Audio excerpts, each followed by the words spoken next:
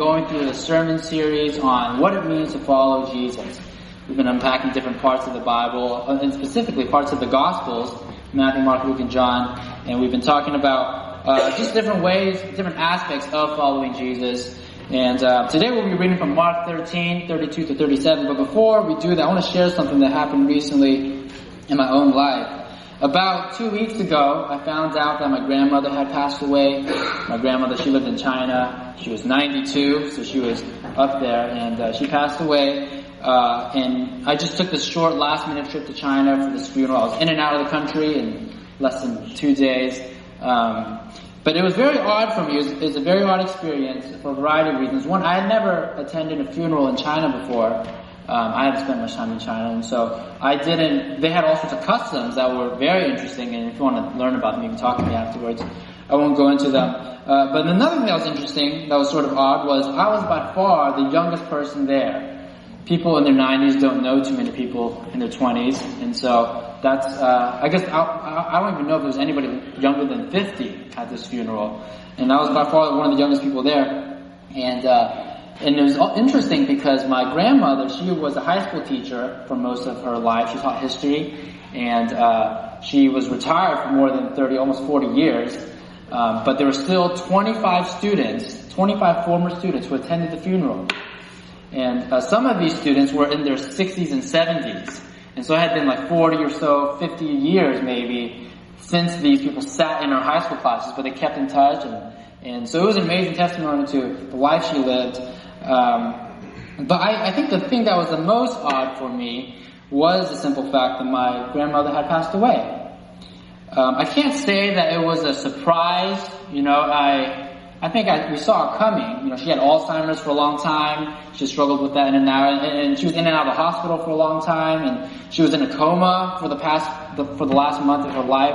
And so we knew that any day it was going to come. But even when it did come, there was a sense in which, you know, I didn't expect it. I wasn't prepared. I wasn't ready for it.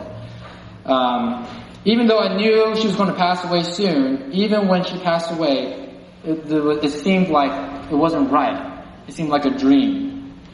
And it was a sober reminder for me that everything comes to an end. Everything comes to an end. Even when I'm immersed in the busyness, sometimes when I'm immersed in the busyness of life, I don't think about that everything comes to an end.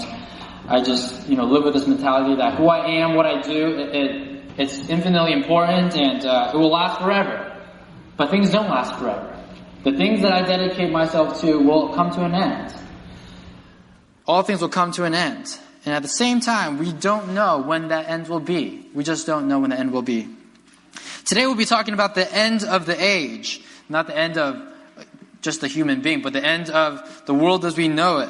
Because here's the thing, following Jesus doesn't mean just following a set of principles. It means following a person. Jesus is a person, and Jesus is a person with a story. And the story, like any story, has a beginning and an end. And there's a progression to the story. And so following Jesus means understanding this progression, understanding the beginning, understanding the end, and understanding how all of that affects our lives.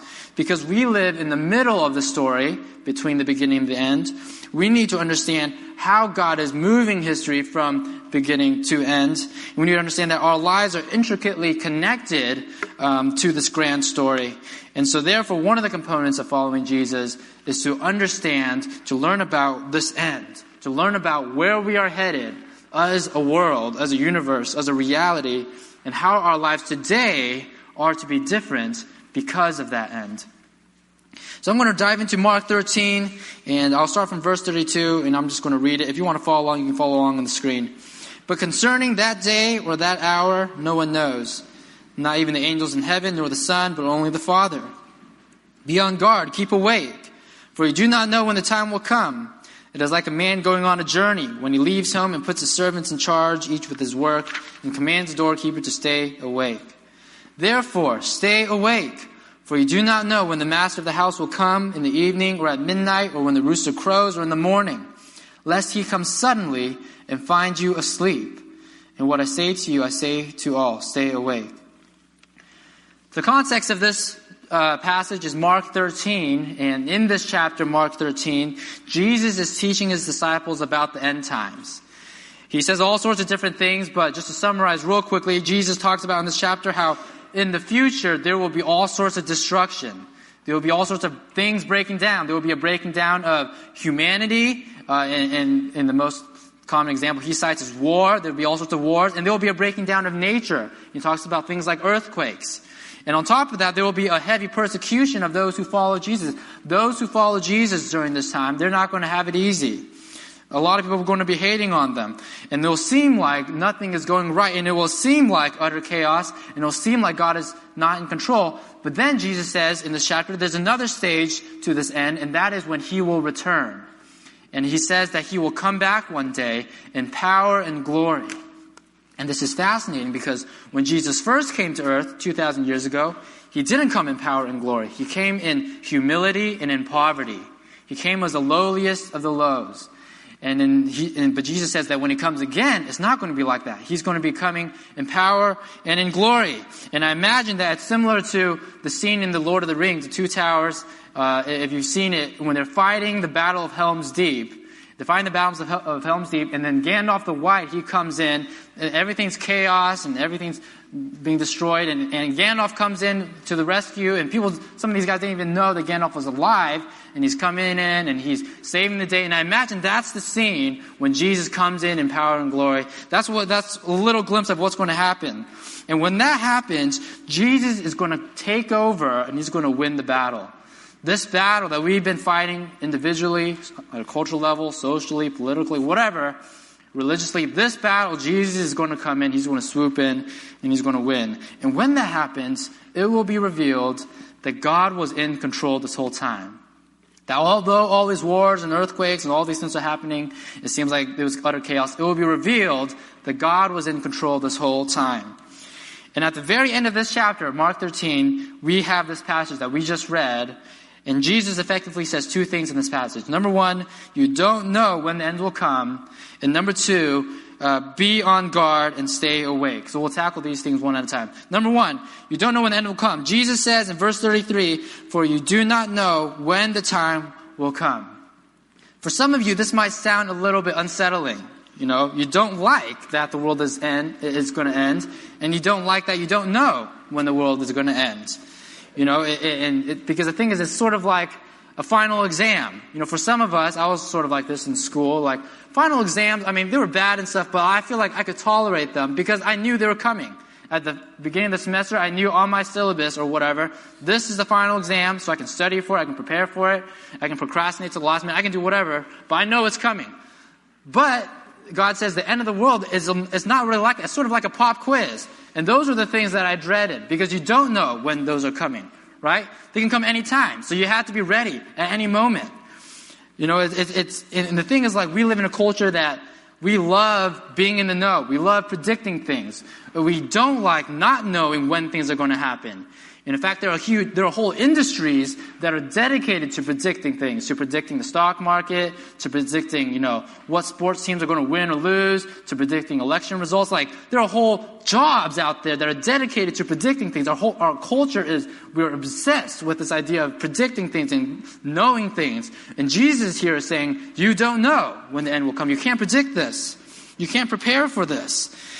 And it's sobering because it means we can't just say stuff like, I know my life is not in order now, but I'll get it in order in the future. We can't say stuff like, I know I'm doing all these things I'm not supposed to do now, but I'll get things in line in the future. I'll know one day I'll get it right. We can't say stuff like that because we just don't know when Jesus is going to come back. For some of you, sometimes we don't like thinking about the end of the world because we have certain goals in life that we want to accomplish. I don't know if any of you guys relate to that. We might say stuff like, I think it would be nice if Jesus returns, but first I want to get my life in order. Well, I think it's nice that Jesus will return, but first I want to experience marriage. I haven't experienced marriage yet. Or maybe some of us will say, I think it's nice that Jesus will return, but first I want to, pursue these professional things. I want to get this sort of job, or I want to accomplish this sort of thing professionally. Or some of us who might say, yes, I want Jesus to return, but I want to travel the world first. I want to see everything first. And why do we say stuff like that? Because we want to be in control. We want to know what's happening next. We want to prepare ourselves for future events. And we have our whole lives planned out. And we think if we just follow this plan that I've laid out for my life, then things will go well.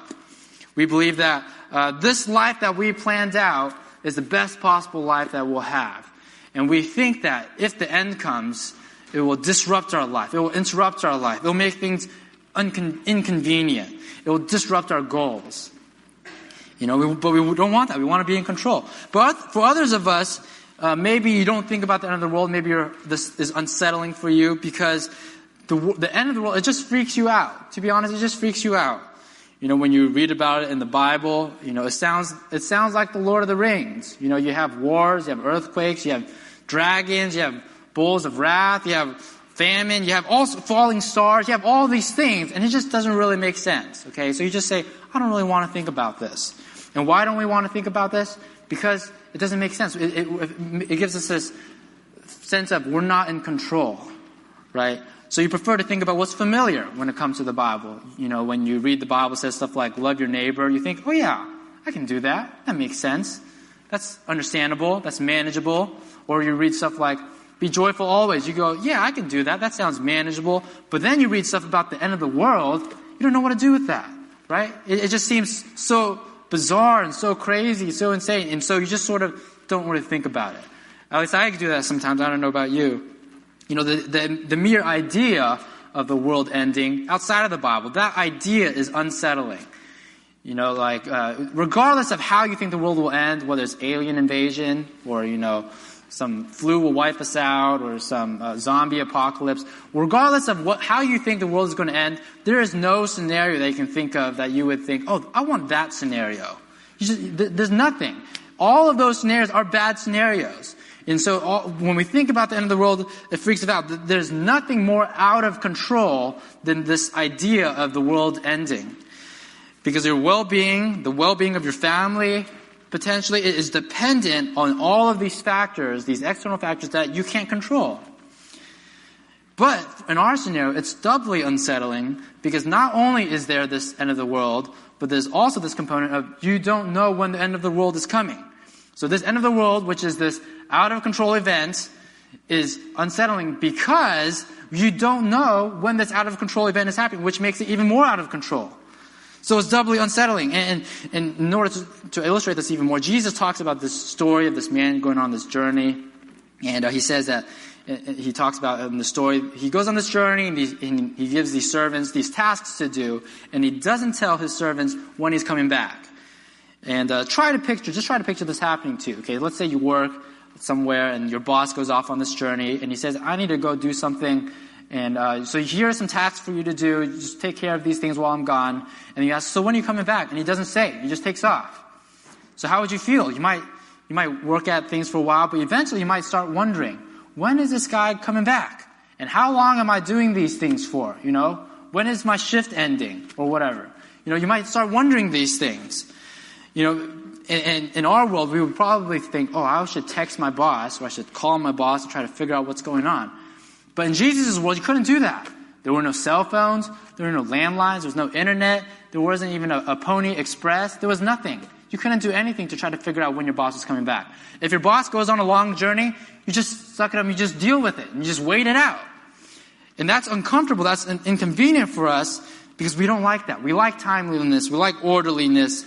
And we like knowing when things are going to happen.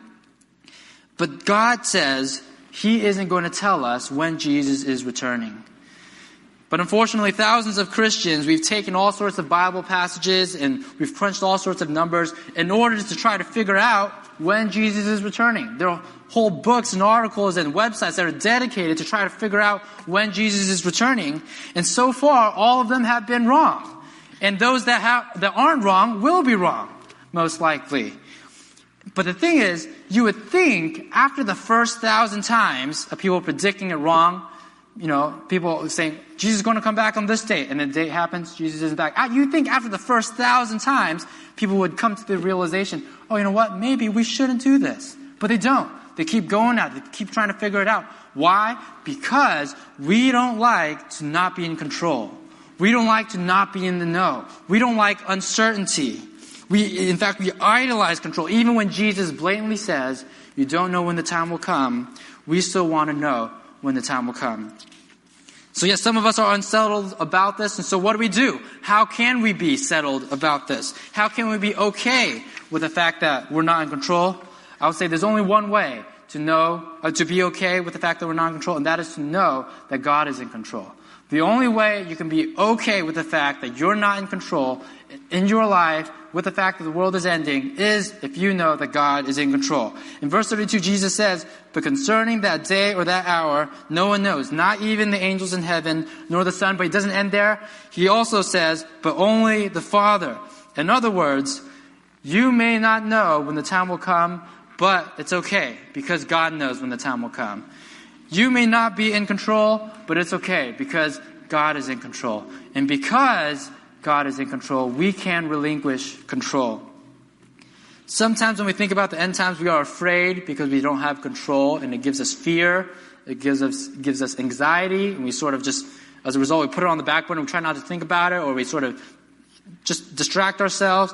But instead, the doctrine of the end times shouldn't give us fear. It should give us tremendous confidence. Because it means that no matter how bad things get, God is in control. No matter how many wars there are, no matter how many earthquakes there are, no matter how many churches are burned to the ground, no matter how many tragedies you experience personally in your life, one day Jesus will return in power and glory, and it will be revealed that God will win. It will be revealed that all this time, even when it seemed like nothing was right, that nothing was going well, that God wasn't in control, it will be revealed that God was always in control. That's what the doctrine of the end times teaches us. Maybe for some of us, depending on who you are, our way of dealing with the end times isn't necessarily to ignore it, but it is to intellectualize it. And in a sense, we depersonalize this doctrine by turning it into an academic exercise.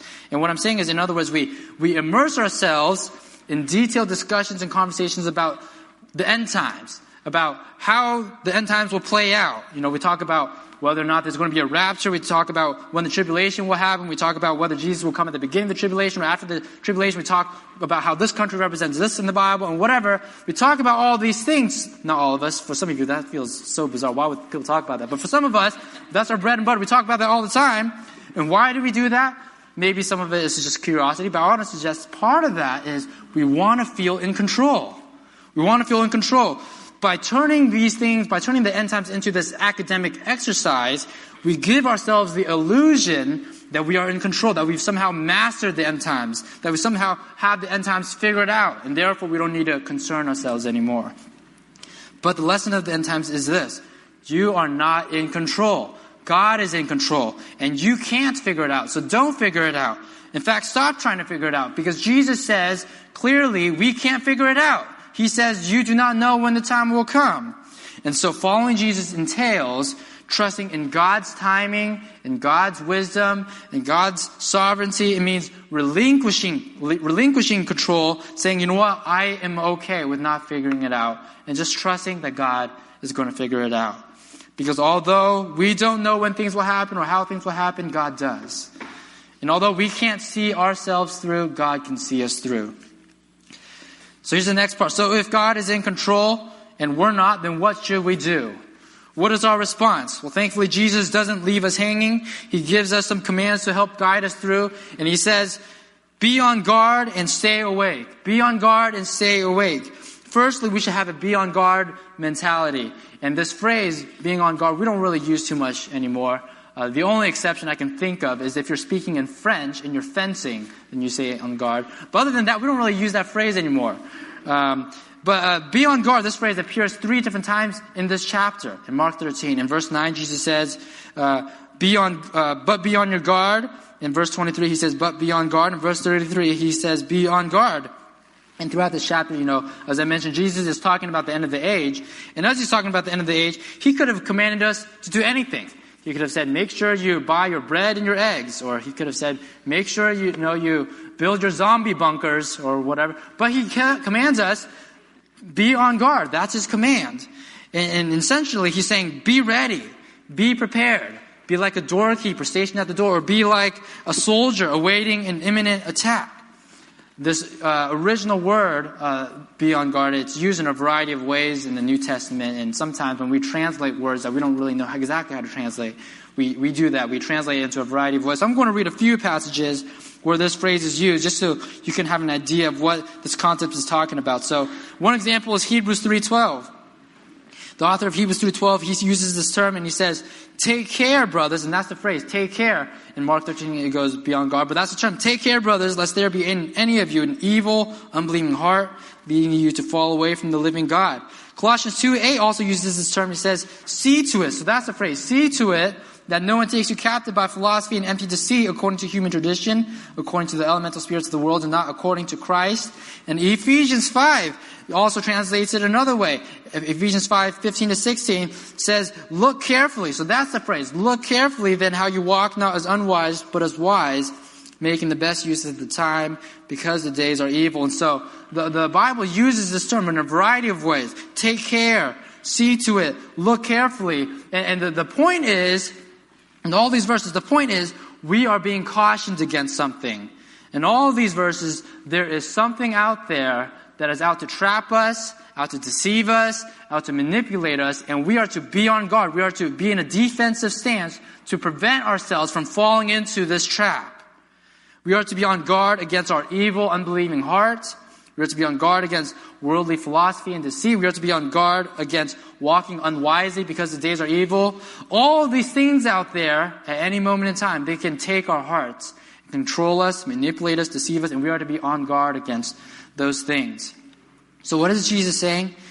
He is saying, when the end of the world approaches, the main thing we need to guard against is not food shortages or zombie attacks. The main thing we need to be guarding against is this temptation to slowly and gradually slip into sin, this temptation to slowly and gradually stop meeting with other followers of Jesus, this temptation to slowly and gradually replace the priorities of the kingdom with the priorities of this world. There are all these factors out there, these forces out there that are out to get us, and if we're not careful, we can slowly and gradually slip away so that we are no different from the rest of the world, and we're not even followers of Jesus at all.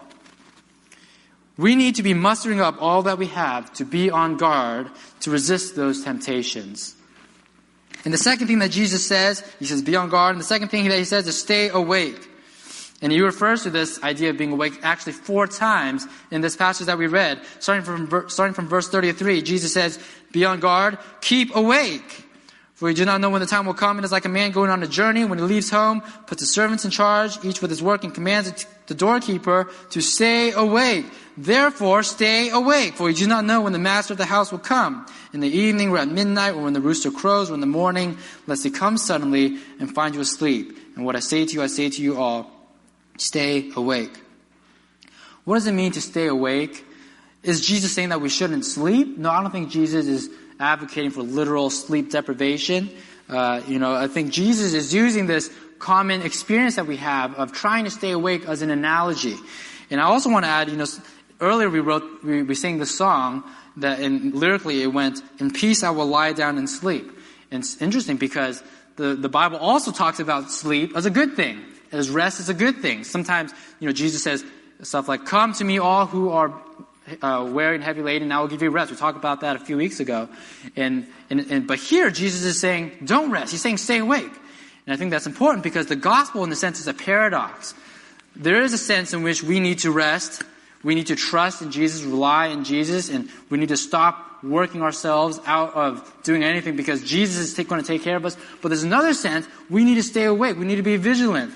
We cannot just be idle. We got to be active. So there is this active rest, So I just want to ask, have you ever experienced this phenomenon of wanting to stay awake? You got to stay awake. Your body's telling you to go to sleep, but you're trying to stay awake. Have you ever experienced something like that? I've experienced that. In fact, if you were to go on YouTube and you search drooling, I am one of the first videos that comes up. There's a video of me. It has over 100,000 hits of me drooling, trying to stay awake, and I can't. Okay, so that's me. Okay, but I've experienced other experiences too. In college, I think this happened a lot to me. When I was in college, I would struggle to stay awake all the time, I remember one time I was in this basement, in this computer lounge, and I was trying to write this paper because it was due the next morning, and I was going out and I was doing all I could to stay awake. I was trying to pinch myself, take walks, drink Mountain Dew or energy drinks or whatever. I was trying to stay awake, but I couldn't, and I just gave up and I fell asleep. Okay, I don't know if you relate to that, but that happened to me. And I remember waking up about 2 hours later, and I remember just realizing that all my work was gone. Because, unfortunately, I was in one of these computer labs that erased its hard drive and rebooted every half hour of inactivity. And so that's what happened. So there were 4 half hours of inactivity because I was asleep for 2 hours. And so it rebooted itself 4 times. So I had lost my work 4 times. And so I remember waking up and I remember thinking, why couldn't I stay awake? Why couldn't I stay awake? I just couldn't stay awake. But here, Jesus is saying that mentality that you have, this fight that you have to try to stay awake, that's the mentality that we need to have at a spiritual level. He's saying we got to have that mentality, that fighting mentality at a spiritual level. So regardless of what you've experienced, maybe it's staying awake to try to finish a paper, maybe it's staying awake to, watch the World Cup game, or maybe it's staying awake because your kid keeps crying and you got to feed your kid, whatever. But that mentality that we have, we got to apply that to the spiritual level, meaning we got to be spiritually awake, spiritually sober, spiritually focused. We can't let any temptation catch us off guard so that we fall asleep. This sentiment is reflected elsewhere in the Bible, like in 1 Peter 5:8, Peter says, be sober-minded, be watchful. In other words, stay awake. Your adversary, the devil, prowls around like a roaring lion, seeking someone to devour. If you are a follower of Jesus, that means there is a target on your back. That means the devil is after you. That means that there are temptations left and right, and if you're not careful, if you're not staying awake, at any moment you can fail and you can fall. The reality is we live in a sinful world. We have an adversary, a sinful devil who's out to get us, and we have sinful hearts, prone to wander, and at any moment we can fall. And so we got to fight vigilantly to stay awake. And staying awake spiritually means we cannot settle. We cannot just take back doors. We cannot go easy on ourselves. We gotta be fighting all the time. We have to have this wartime mentality. We gotta be fighting. Because it's hard. And why is it hard? Why is it hard? Why is it that sometimes we cannot stay awake? Well, in the literal sense of staying awake, we are fighting the normal and natural rhythms of our bodies. The body is wired in such a way so that when we exert our energy for a long time, our body tells us, you got to go to sleep. You got to rest. Just knock out. Rest. Our body tells us all the time. And so when we're staying awake, we're fighting that. We're fighting what's normal and natural. When we're fighting, it's hard. And this is key because staying awake spiritually is also hard. It's also a fight. It's also, in a sense, not normal and it's not natural. It is refusing to surrender to the normal and natural rhythms of our flesh. Because our flesh is telling us all the time, stop working so hard. Just rest. Just give up. Our flesh is saying stuff like that all the time. Why are you trying so hard? And fighting, staying awake, is saying to your flesh, you know what, I'm not going to listen to you. I'm going to keep fighting. I know what's important. I'm going to keep doing this. And during those moments, we will experience thoughts like, I don't want to do this anymore. I want to give up. This is too hard. It would be so much easier if I just went to sleep. It would be so much easier if I just gave in to my sin. It would be so much easier if I just slept in for church or whatever. And why is it easier? Because sleeping is one of the easiest things that you can do. Sleeping is one of the easiest things that you can do. And surrendering to your flesh is also one of the easiest things that you can do. It feels normal, it feels natural, it feels right. But following Jesus is not easy. Following Jesus in many ways is not normal. Following Jesus in many ways is not natural. You will feel like very often that you are doing what you don't want to do. And what you want to do, you can't do. That is a natural process. That is a natural experience for the person who is living unnaturally to their flesh. Following Jesus entails throwing all you have to fighting and resisting the temptation to fall into sin, because every single moment is an opportunity to quit. And following Jesus means every single moment you are choosing not to quit. It's an active, urgent, intentional process not to quit. And oftentimes you won't feel like following Jesus. Oftentimes you'll think that following Jesus is too hard. Oftentimes you'll feel like you want to fall asleep spiritually. But during those moments, hear the words of Jesus. Stay awake. Don't give up. Keep fighting. Keep pushing. Keep pressing onward. But the reality is, there will be days when we fail. There will be days when we quit. There will be days when we surrender to our flesh. And nobody, and I've experienced that for sure, but I want to suggest nobody experienced that more than the disciples. Right after this chapter that we read Mark 13. In the very next chapter, Mark 14, there's a scene in which the disciples could not stay awake and they fell asleep. I'm going to read you this. This is Mark 14, verse 32. And they came to a place called Gethsemane, and spoiler alert, this is the last day before Jesus is crucified. Okay, so things are pretty urgent right now. They went to a place called Gethsemane, and Jesus said to his disciples, "Sit here while I pray."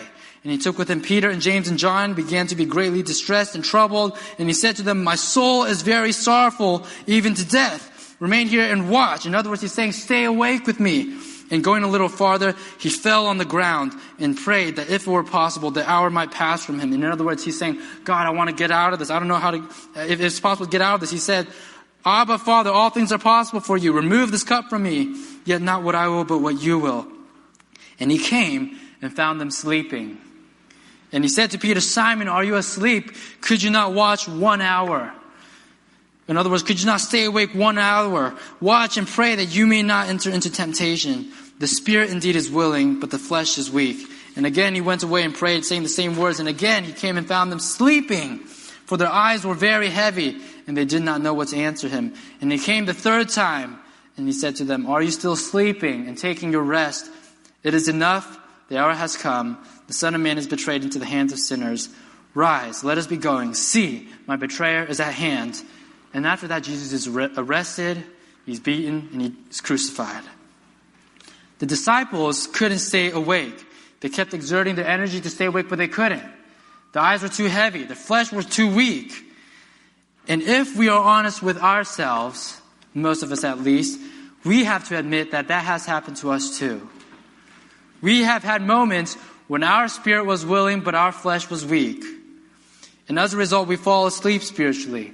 We become lazy. We become apathetic. We become aimless.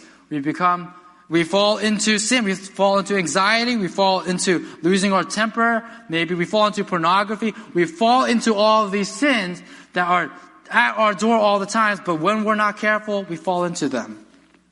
And whatever the case, we have all experienced this common experience of the spiritual inability to stay awake. And we failed. And we've surrendered to our flesh. We've all experienced this thought, this is too hard, I give up. And we give up. And during those moments, we need to remember verses like Psalm 73:26, where it goes, "My flesh and my heart may fail, but God is the strength of my heart and my portion forever." Or verses like Psalm 121, 1-4, "I lift up my eyes to the hills. From where does my help come? Not from me. My help comes from the Lord, who made heaven and earth. He will not let your foot be moved. He who keeps you will not slumber. Behold, he who keeps Israel will neither slumber nor sleep." Do you catch that? Though we may fall asleep, God will never fall asleep. God is a God who never slumbers nor sleeps. And though we may fail, God is a God who never fails. Because there is one person who stayed awake until the end. There is one person who never fell asleep. There is one person who never gave up. And that is this man who went on a journey and left his servants in charge. And even though all of his servants fell asleep, left and right, this man on a journey stayed awake. And he completed his mission. And what was that mission? That was Jesus. And what was his mission? He came to earth.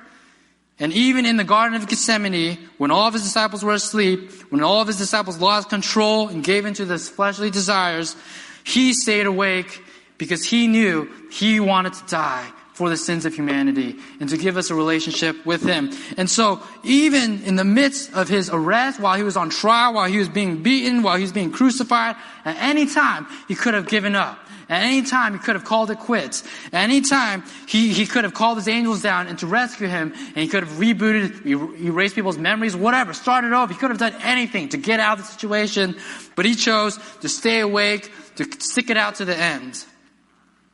And by doing so, he demonstrated that although we are not in control, that God is in control. That although we may fall asleep, that God will never fall asleep. That although my flesh and my heart may fail, God is the strength in my heart and my portion forever. Please stand with me as we pray. Father, some of us, we feel lost and abandoned. Some of us, we experience heartache and turmoil. Some of us, we are falling apart. There are all sorts of things going on in our lives, things that aren't going right, whether it's financial or family issues or holiday issues or housing issues or job issues. There are all sorts of things that aren't going right. And sometimes we wonder whether you've abandoned us. We wonder whether you really love us. But God, we trust and we know from your word that even though our circumstances may fall apart, even though our lives may fall apart, even if our whole world falls apart and the end comes, we know that ultimately Jesus will return in power and glory. And that means that you have not abandoned us, that you are in control, and that you will win. Ultimately, we know that although we aren't in control, we don't have to be because you are in control. I pray that you open our eyes to see the glory of the end times, that we won't see the end times as a source of irrational fear or anxiety, but that we would see the end times as a source of confidence, a source of trust, a source of freedom, a source of hope. That what we go through right now, however bad it may be, however horrible it may be, is not the final answer. That you are the final answer and you will pull through. You will see us through. Father, maybe others of us, we feel defeated, we feel condemned, we feel ashamed, we feel overwhelmed.